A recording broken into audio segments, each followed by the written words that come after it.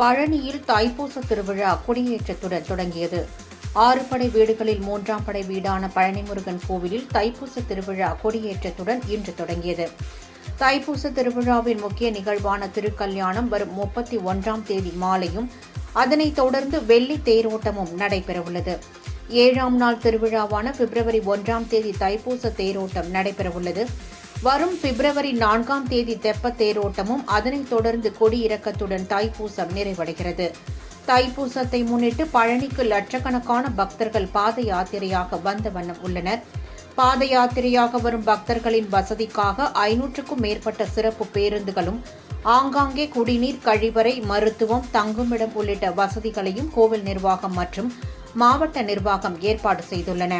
பாதுகாப்பு பணியில் பல்வேறு மாவட்டங்களைச் சேர்ந்த 3000த்திற்கும் மேற்பட்ட போலீசார் ஈடுபடுத்தப்பட்டுள்ளனர். கொடியேற்ற நிகழ்வில் பழனி கோவில் இணை ஆணையர் மாரிமுத்து, அறங்காவலர் குழு தலைவர் சுப்பிரமணி மற்றும் அறங்காவலர் குழு உறுப்பினர்கள் உட்பட ஏராளமானோர் பங்கேற்றனர்.